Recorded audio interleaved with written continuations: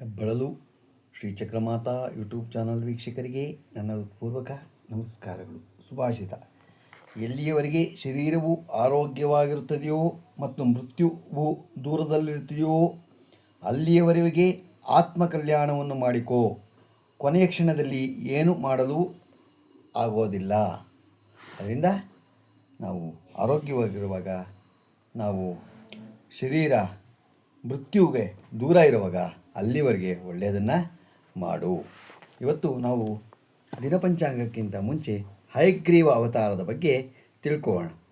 ಒಮ್ಮೆ ವಿಷ್ಣು ಸುಮಾರು 10,000 ವರ್ಷಗಳ ಕಾಲ ಯುದ್ಧ ಮಾಡುವ ಪರಿಸ್ಥಿತಿ ಬಂದಿತು. ದೀರ್ಘಾವಧಿಯ ಯುದ್ಧದಿಂದಾಗಿ ವಿಷ್ಣುವಿಗೆ ಆಯಾಸವಾಗಿ ಯುದ್ಧ ಸಾಕು ಎನಿಸಿ ದಣಿ ವಾರಿಸಿಕೊಳ್ಳಲು ಮಲಗಬೇಕೆಂದು ತಮ್ಮ ಧನುಸ್ಸನ್ನು ಪಕ್ಕದಲ್ಲಿಟ್ಟುಕೊಂಡು ಧನುಸ್ಸಿನ ಮೇಲೆ ತನ್ನ ಕುತ್ತಿಗೆಯನ್ನು ಒರಗಿಸಿಕೊಂಡು ಮಲಗಿ ಗಾಢ ನಿದ್ರೆಗೆ ಜಾರಿದ. ರಾಕ್ಷಸರು ಇನ್ನು ಯುದ್ಧ ಮಾಡುತ್ತಿರುವ ಸಮಯದಲ್ಲೇ ಶ್ರೀಹರಿ ಈ ರೀತಿ ಯೋಗ ನಿದ್ರೆಗೆ ಜಾರಿದರೆ ಗತಿ ಏನು ಎಂದು ದೇವತೆಗಳು ಚಿಂತಿಸಿ ಶ್ರೀಹರಿಯನ್ನು ಎಚ್ಚರಗೊಳಿಸಬೇಕು ಎಂದು ಬ್ರಹ್ಮನ ಜೊತೆ ಬಂದು ಹರಿಯನ್ನು ಪ್ರಾರ್ಥಿಸಿ ಎಚ್ಚರಿಸಲು ಪ್ರಯತ್ನಿಸಿದರು. ಆದರೆ ಶ್ರೀಹರಿ ಎಚ್ಚರಗೊಳ್ಳಲಿಲ್ಲ. ಪುನಃ ಜೋರಾಗಿ ಕೂಗಿದರು, ಶಂಖ ಊದಿದರು, ಗಂಟೆ ಬಾರಿಸಿದರು. ವಿಷ್ಣು ಹೇಳಲಿಲ್ಲ. ಆಗ ಬ್ರಹ್ಮ ಗುಂಗರಿ ಎಂಬ ಕೊರೆಯುವ ಕೀಟವನ್ನು ಸೃಷ್ಟಿ ಮಾಡಿ ಅದಕ್ಕೆ ಹೇಳಿದ. ನೀನು ಹೋಗಿ ವಿಷ್ಣು ತಲೆ ಒದಗಿಸಿಕೊಂಡು ಧನುಸ್ಸಿಗೆ ಎಳೆದು ಬಿಗಿದು ಕಟ್ಟಿದ ಹಗ್ಗವನ್ನು ಕೊರೆದು ಕತ್ತರಿಸು. ಆಗ ಧನುಸ್ಸು ಅಗಲವಾಗಿ ವಿಷ್ಣು ತಲೆ ಎತ್ತರವಾಗಬೇಕಾಗುತ್ತದೆ, ಎಚ್ಚರ ಆಗುತ್ತದೆ ಎಂದು ಹೇಳಿದ. ಆದರೆ ಗುಂಗುರಿ ಹೇಳಿತು, ನಾನು ಏಕೆ ವಿಷ್ಣುವನ್ನು ಎಬ್ಬಿಸಬೇಕು? ಅಷ್ಟು ಚೆನ್ನಾಗಿ ನಿದ್ರೆ ಮಾಡುವ ವಿಷ್ಣುವನ್ನು ನೋಡುವುದು ಬಿಟ್ಟು ಎಬ್ಬಿಸುವುದು ಸರಿಯಲ್ಲ ಎಂದಿತು ಪುನಃ. ಬ್ರಹ್ಮ ಗಂಗರಿ ಕಿರೀಟಕ್ಕೆ ಹೇಳಿದ, ನೋಡು, ಈ ಕೆಲಸ ಅಗತ್ಯವಾಗಿ ಆಗಬೇಕಿದೆ. ನೀನು ವಿಷ್ಣುವಿನ ಬಿಲ್ಲಿನ ಹಗ್ಗವನ್ನು ತುಂಡರಿಸಿ ಎಬ್ಬಿಸಿದರೆ ಋಷಿಮುನಿಗಳು ಯಜ್ಞಯಾಗಾದಿಗಳನ್ನು ಮಾಡಿ ದೇವತೆಗಳಿಗೆ ಅರ್ಪಿಸುವ ಹವಿಸ್ಸಿನಲ್ಲಿ ಆಚೆ ಈಚೆ ಸ್ವಲ್ಪ ಉದುರುವ ಹವಿಸ್ಸು ನಿನಗೆ ಸೇರಲಿ ಎಂದು ಆಶೀರ್ವಾದ ಮಾಡುತ್ತೇನೆ.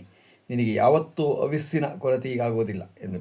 ದೇವತೆಗಳಿಗೆ ಕೊಡಬೇಕಾದ ಹವಿಸ್ಸು ತನಗೆ ಸಿಗುತ್ತದೆ ಎಂದು ಆಸೆಯಿಂದ ಬ್ರಹ್ಮ ಹೇಳಿದ. ಕೆಲಸಕ್ಕೆ ಒಪ್ಪಿಕೊಂಡು ಹೋಗಿ ವಿಷ್ಣು ಮಲಗಿದ ಬಿಲ್ಲಿಗೆ ಕಟ್ಟಿದ ಹಗ್ಗವನ್ನು ಗುಂಗುರಿ ಕೊರೆದು ತುಂಡು ಮಾಡುತ್ತವೆ. ಹೀಗೆ ತುಂಡು ಮಾಡಿದ ಕ್ಷಣವೇ ಅಚಾತುರ್ಯ ನಡೆದು ಹೋಯಿತು. ಕತ್ತರಿಸಿದ ಹಗ್ಗ ಚಂಗನೆ ಆರಿದಂತೆ ಒಂದೇ ಹೊಡೆತಕ್ಕೆ ಹೋಗಿದ್ದು ವಿಷ್ಣುವಿನ ಕತ್ತನ್ನು ಆರಿಸಿಕೊಂಡು ಹೋಯಿತು. ಇದನ್ನು ಕಂಡ ಬ್ರಹ್ಮನಿಗೆ ದೇವತೆಗಳಿಗೆ ಗಾಬರಿಯಾಯಿತು. ಕುತ್ತಿಗೆ ಇಲ್ಲದ ವಿಷ್ಣುವಿನ ವಿಗ್ರಹವನ್ನು ನೋಡುವುದಾದರೂ ಹೇಗೆ? ಮುಂದಿನ ಗತಿಯೇನು? ಎಲ್ಲರೂ ಗಾಬರಿಯಾದರು. ಸಾಮಾನ್ಯವಾಗಿ ಸಮಸ್ಯೆಗಳು ಬಂದಾಗ ಎಲ್ಲರೂ ವಿಷ್ಣುವಿನ ಬಳಿ ಬರುತ್ತಿದ್ದರು. ಆದರೆ ವಿಷ್ಣುವಿನ ಕುತ್ತಿಗೆ ಕತ್ತರಿಸಿ ಹೋಗಿರುವಾಗ ಈಗ ಯಾರನ್ನು ಪ್ರಾರ್ಥನೆ ಮಾಡಬೇಕು ಎಂದು ದೇವತೆಗಳು ಚಿಂತಿಸಿದರು. ಆಗ ಬ್ರಹ್ಮ ಮತ್ತು ದೇವಾದಿ ದೇವತೆಗಳೆಲ್ಲ ವೇದೋಪಾಸನೆಯನ್ನು ಮಾಡಿರುವ ಜಗದ್ಧಾತ್ರಿಯನ್ನು ಪ್ರಾರ್ಥಿಸಬೇಕು ಎಂದು ಎಲ್ಲರೂ ಭಕ್ತಿಯಿಂದ ದೇವಿಯಲ್ಲಿ ಪ್ರಾರ್ಥಿಸಿದರು. ಪ್ರಾರ್ಥನೆಗೆ ಒಲಿದ ದೇವಿ ಪ್ರತ್ಯಕ್ಷರಾಗಿ ದೇವತೆಗಳಿಗೆ ಹೇಳಿದರು, ನೀವು ಯಾರೂ ಗಾಬರಿಯಾಗುವ ಅವಶ್ಯಕತೆ ಇಲ್ಲ. ಇದೊಂದು ಮಹಾ ಲೇಲೆ ಕಾರಣಕ್ಕಾಗಿಯೇ ನಡೆದಿರುವುದು. ಇದು ನಿಮ್ಮಿಂದ ಅದು ತಪ್ಪಲ್ಲ. ಬಹಳ ಹಿಂದೆ ಒಂದು ಘಟನೆ ನಡೆದಿತ್ತು, ಅದಕ್ಕೆ ಸಂಬಂಧಪಟ್ಟ ಇದೆ ಎಂದು ಆ ಘಟನೆಯನ್ನು ಹೇಳತೊಡಗಿತು. ಒಮ್ಮೆ ವಿಷ್ಣು ಸುಂದರವಾಗಿ ಕಾಣುವ ಲಕ್ಷ್ಮಿಯನ್ನು ನೋಡಿ ಅಭಿಮಾನ ಎಂದು ಸಂತೋಷದಿಂದ ನಕ್ಕನಂತೆ. ಇದನ್ನು ನೋಡಿದ ಲಕ್ಷ್ಮಿ, ನನ್ನನ್ನು ನೋಡಿ ಏಕೆ ನಕ್ಕಿರಿ ಎಂದು ಕೇಳಿದಾಗ ವಿಷ್ಣು ಏನೂ ಇಲ್ಲ, ಹಾಗೆ ಸುಮ್ಮನೆ ಎಂದನಂತೆ. ತನ್ನಷ್ಟಕ್ಕೆ ತಾನೇ ಅಂದುಕೊಂಡು ಲಕ್ಷ್ಮಿ, ಬಹುಶಃ ನಾನು ಚೆನ್ನಾಗಿಲ್ಲದಿರಬಹುದು, ಅದನ್ನು ನೋಡಿ ನಕ್ಕಿರಬೇಕು, ಇಲ್ಲದಿದ್ದರೆ ಸುಮ್ಮನೆ ನಗಲು ಕಾರಣವೇನು ಹಾಗೆಂದುಕೊಳ್ಳುತ್ತಿದ್ದಂತೆ ಅವುಗಳಲ್ಲಿ ತಾಮಸ ಜಾಗೃತವಾಗಿ ಕೋಪ ಬಂದು ತನ್ನನ್ನು ನೋಡಿ ನಕ್ಕ. ನಿನ್ನ ತಲೆ ಬಿದ್ದು ಹೋಗಲಿ ಎಂದು ವಿಷ್ಣುವಿಗೆ ಶಾಪ ಕೊಟ್ಟಳು. ಆ ಶಾಪದ ಕಾರಣದಿಂದ ವಿಷ್ಣುವಿನ ತಲೆ ಬಿದ್ದು ಹೋಗಿದೆ. ಇದು ಆಗಿದ್ದೂ ಸಹ ಮುಂದೆ ನಡೆಯುವ ಲೀಲೆಗಾಗಿ ಎಂದು ಮುಂದುವರಿಸಿ. ಕೆಲವೇ ಸಮಯದಲ್ಲಿ ಹಯಗ್ರೀವ ಎಂಬ ರಾಕ್ಷಸ ಹುಟ್ಟಿ ಅವನ ವರಗಳನ್ನು ಪಡೆಯಲು ದೇವಿಗೆ ಆತ್ಮಮೂಲ್ಯವಾದ ಏಕಾಕ್ಷರೀ ಸ್ವರೂಪ ಮಂತ್ರ ಪಠಿಸುತ್ತಾ ಉಪವಾಸ ಹಾಗೂ ಜಿತೇಂದ್ರಿಯ ಗೆದ್ದವನಾಗಿ ಕಠಿಣ ತಪಸ್ಸು ಮಾಡಿದಾಗ ನಾನು ಪ್ರತ್ಯಕ್ಷವಾಗಬೇಕಾಯಿತು.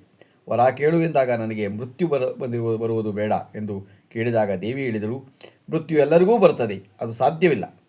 ಇದರ ಬದಲಿಗೆ ಬೇರೆ ವರ ಕೇಳು ಎಂದಾಗ ನಾನು ಸಾಯುವುದೇ ಇದ್ದರೆ ನನ್ನದೇ ರೂಪವಾದ ಹಯಗ್ರೀವದಿಂದ ಸಾಯುವಂತಾಗಲಿ ಎಂದು ವರ ಕೇಳಿದ.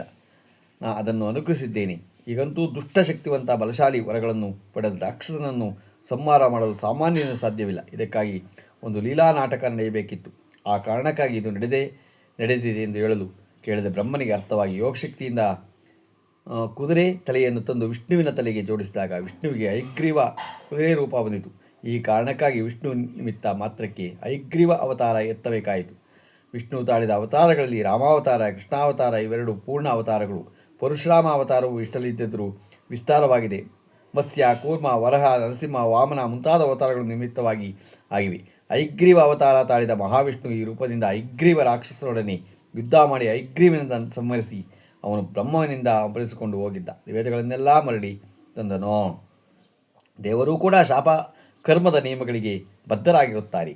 ವಿಷ್ಣು ತನ್ನ ತಲೆ ಕಳೆದುಕೊಂಡು ಜ್ಞಾನರೂಪವಾದ ಐಗ್ರೀವ ರೂಪದಲ್ಲಿ ಮತ್ತೆ ಜನಿಸಿದನು ಎಂಬುದು ಜ್ಞಾನವು ಶರೀರಕ್ಕಿಂತ ಶ್ರೇಷ್ಠ ಎಂಬುದರ ಸಂಕೇತವಿರಬಹುದು. ಶ್ರೀನಾಥ, ಗೋವಿಂದ, ಆನಂದ ಮೂರ್ತಿಗೆ ಮಾಲಿನಿ ಮಣಿಯರು ಬೆಳಗಿದವು ಆರತಿಯರು.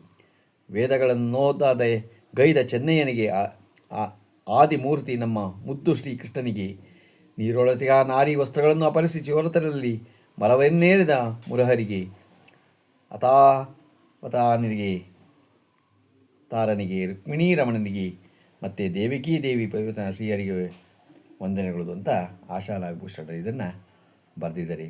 ಅವ್ರಿಗೂ ನಮ್ಮ ಕೃತಜ್ಞತೆ ಸಲ್ಲಿಸೋಣ. ಎಲ್ಲರೂ ಇದನ್ನು ತಿಳ್ಕೋಬೇಕಾದ್ದು ನಾವು ಈಗ ದಿನಪಂಚಾಂಗ ತಿಳ್ಕೊಳ್ಳೋಣ.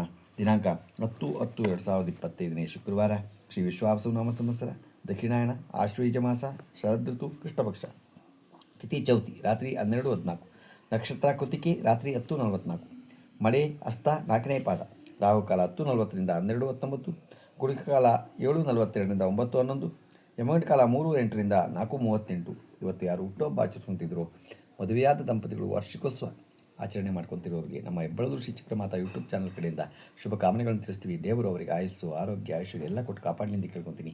ನಮ್ಮ ಹೆಬ್ಬಳದೂರು ಶ್ರೀ ಚಕ್ರಮಾತಾ ಯೂಟ್ಯೂಬ್ ಚಾನಲ್ ಯಾರು ಸಬ್ಸ್ಕ್ರೈಬ್ ಆಗಿರೋದು ದಯಮಾಡಿ ಸಬ್ಸ್ಕ್ರೈಬ್ ಆಗಿ, ಲೈಕ್ ಕೊಡಿ. ಇದು ನಿಮ್ಮದೇ ಚಾನಲ್ ಆಗಿರೋದ್ರಿಂದ ನಮ್ಮ ಲಿಂಕನ್ನು ಬೇರೆ ಫಾರ್ವರ್ಡ್ ಮಾಡಿ. ನಮಸ್ಕಾರಗಳು.